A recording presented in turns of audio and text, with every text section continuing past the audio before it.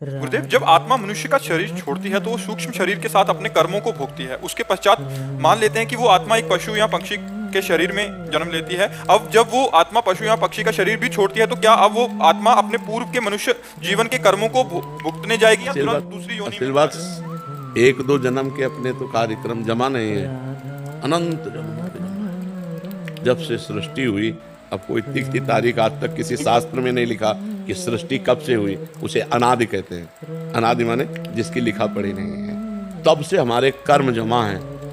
तो कहो दसियों कल्प हमें मनुष्य जन्म न मिले, युग नहीं कल्प न मिले। तभी तो कहा दुर्लभो मानुषो देहो, बड़ा दुर्लभ है मनुष्य शरीर। बड़े भाग मानुष तन पावा, सुर दुर्लभ सदग्रंथन गावा। 83,99,999 योनियों के बाद मनुष्य जन्म मिला है।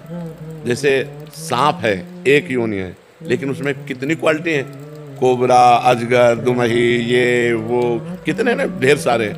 अब जैसे मक्खी है, अब कितनी क्वालिटियां मक्खियां में। तो अब हम मनुष्य योनि सबसे ऊपर प्राप्त हो गए। अगर हम चूक करते हैं, भगवत प्राप्ति नहीं करते, तो हमें पता नहीं कितने युग कितने कल्प भटकना पड़ेगा, किन किन योनियों में जाना पड़ेगा।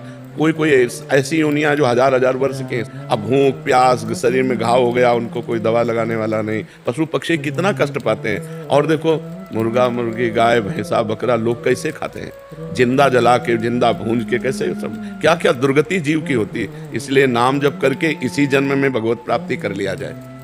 मनुष्य जन्म में अगर भजन कर लिए तो सब जन्मों के पाप नष्ट हो जाएंगे। नाम संकीर्तनम यस्य सर्व पाप प्रणाशनम। भगवान का नाम कीर्तन जैसे करते हो राधा वल्लभ श्री हरिवंश, ये समस्त पापों को नष्ट कर देता है। अनंत जन्मों के जब पाप नष्ट हो जाएंगे और भगवान का साक्षात्कार हो जाएगा तो हमारा जन्मना मरना बंद हो जाएगा। नहीं तो ये हर योनि में भटकना पड़ेगा, पता नहीं कौन कौन सी योनि में जाना पड़े, कौन कौन सी। अब ये थोड़ी है कि 10-20 योनि के बाद फिर मनुष्य जन्म मिल जाता है, ऐसा नहीं है। कबहू करी करुणा नर देही, देत ईस बिनु हेत सने। सेवकवाणी में लिखा, संस्कृति मांझ बरियाई के पायो, मानुष्य देह वृथा। भगवान ने रोक दिया संस्कृति चक्र को और बीच से निकाल कर उसे मनुष्य बना दिया, करुणा करके कि अब तू भजन करके इस माया प्रपंच के दुख से निवृत्त हो जा। लेकिन जब मनुष्य शरीर में आया तो और उपद्रव कर लिया, जो जमा था वहां रजिस्टर और काला कर लिया दुर्गति का। तो अब फिर पुनरपि जननम पुनरपि मरणम, ये संसार चक्र में हो रहा है। इसी की मुक्ति के लिए अध्यात्म है, भगवान का भजन है। समझ पा रहे हो भाई जी? महाराज जी, आपके चरणों में कोटि कोटि प्रणाम। महाराज जी, आप हमेशा कहते हैं कि ठाकुर जी को अनन्यता सबसे प्रिय है, और मैं तो अपने माता पिता, मित्रों, वस्तुओं एवं स्वयं से भी प्यार करती हूँ। ठाकुर जी के प्रति अनन्यता के भाव को मैं किस प्रकार और पुष्ट करूँ? महाराज जी, मेरा मार्गदर्शन करें। उसी प्यार को भगवान में लगा दो। माँ में भगवान, पिता में भगवान, मेरे में भी भगवान, सर्वत्र भगवान, तभी अनन्यता होगी। सो अनन्य गति जाके असमति न टरे हनुमंत, मैं सेवक सचराचर रूप स्वामी भगवंत। चराचर मेरा भगवान विराजमान है, पर इसके लिए पहले भजन करो। किसका है? हाँ, नाम जप करो, खूब नाम जप करो। अभी बुद्धि अपवित्र है। अपवित्र बुद्धि, मलिन बुद्धि शरीर प्रियता में रहती है। माँ का शरीर, पिता का शरीर, भाई का शरीर, बहन का शरीर, अपना शरीर, जिस शरीरों से प्यार करती है। और जो पवित्र बुद्धि होती है वो आत्मा से प्यार करती है, वो भगवान से प्यार करती है। तो नाम जप करो, पहले खूब नाम जप करो और पवित्र आचरण रखो। जिसके आचरण अपवित्र हैं वो अध्यात्म में नहीं बढ़ सकता। आचरण पवित्र, फिर भगवान के नाम का प्रभाव देखना। आचरण पवित्र होना चाहिए। महाराज जी, ऐसा क्या करें कि संसार में रहते हुए संसारिक कर्म भी करते रहें, मोह माया में भी ना फंसें, और परमात्मा की भक्ति में भी मन लगे? और माया का आकर्षण बहुत है महाराज जी ऐसे में तो। भगवान की कथा सुनो अधिक से अधिक, और नाम संकीर्तन करो। घर में बैठकर छोटा सा मजीरा ले लो और घंटा 2 घंटा नाम संकीर्तन करो। नाम संकीर्तन से सारे पाप नष्ट हो जाते हैं। नाम संकीर्तनम यस्य सर्व पाप प्रणाशनम। परम पवित्र भगवान का साक्षात्कार भी नाम संकीर्तन से। पर नाम संकीर्तन अधिक समय हो तब भाव।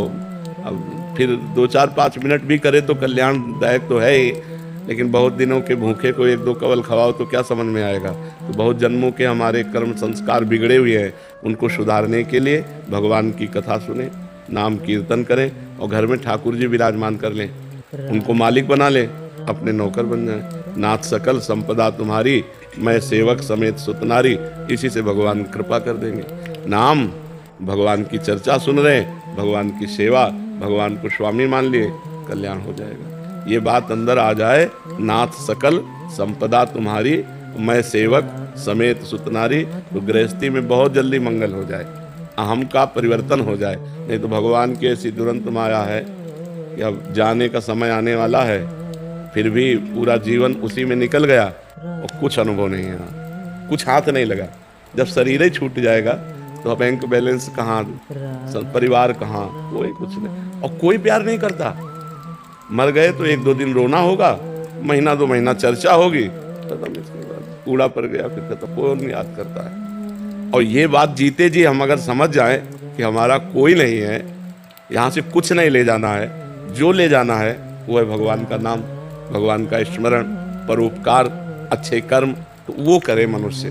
पर वो बुद्धि इतनी मलिन रहती है कि वो इसी प्रगट संसार के कार्यों को सत्य मानता है और भगवान से विमुख पूरा जीवन व्यर्थ में नष्ट हो जाता है। बड़े भाग्यशाली वो जन हैं, उनके माता पिता धन्य हैं जिनके ऐसी संतान है जो अध्यात्म में चल रहे हैं। अध्यात्म से संसार का कल्याण होता है, मंगल होता है। अगर एक गांव में एक भजनानंदी हो तो पूरे गांव का मंगल हो जाए, पूरे गांव का मंगल। अगर एक हमारा देश भारत देश इसीलिए महान है कि इसमें एक से एक यति सती महापुरुष एक से एक हुए हैं, भगवान का अवतार हुआ है। यहाँ की पावन नदियाँ हैं, गंगा यमुना आदि, तो खूब नाम जप करे, ऐसा बढ़िया अवसर मिला है, भारत में जन्म मिला, सत्संग मिला।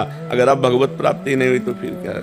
ये लड़का बच्चा परिवार घर द्वार, यही तो भगवान का खेल है माया का, इसी में तो सब रमे हुए। उसमें रहते हुए जो भगवान का नाम जप कर ले वही भक्त है, वही भगवान को प्राप्त होता है।